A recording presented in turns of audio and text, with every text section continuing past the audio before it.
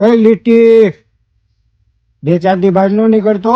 કા શું કા? આંબાલાલ કાકાએ આગાહી કરી છે ભારે વરસાદ ને ભારે પવન આવવાનો હોય. ઉડી બુડી જાય તો અત્યારમાં તું હવામાં વયો જા ને કરી એક સંપલા ભેગો પાડી દે.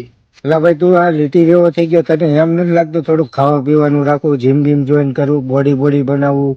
શું બોડી બોડી? અત્યારની છોકરીઓને ને અત્યારની જનરેશન ને છે ને આવું સ્લિમ પીસ જ ગમે છે. અને સ્લિમ પીસ કહેવાય. હું આને સ્લિમ પીસ નો કહેવાય, આને હુક્કલ હાટું કહેવાય, તું પોષણ નો શિકાર કહેવાય. એટલે ભાઈ પંકલા, મારો વજન વધી ગયો છે ને શરીર તારી જેવું કરવું હોય તો મારે શું કરવું પડે? એટલે ભાઈ આમાં કાંઈ મહેનત નથી. સવારથી ઉઠી હોય લગી ઈજા કરવાની ખાવા ખાતા કરવાના. એટલે હું તરત ગળી જાય મહિનાથીમાં ગળી જાય. 15 દી. એટલે ભાઈ હાલને આપણે સુરાપુરા થતા દર્શન કરતા આવી હાલી કા. એટલે ભાઈ પૂરો પૂરો બાપો થાય 3 કિલોમીટર. હું 1.5 કિલોમીટર આવ્યો ને તો ઢોરાઈ જાવ તરત પૂરા બાપાને સાંભળવું પડે. બહુ વજનવાળા કપડા પહેરાઈ જાય ને તો હું થઈ જાય. તો પછી થોડુંક ખાવા પીવાનું રાખ ને ભાઈ. એટલે ભાઈ માહોલ આવી ને.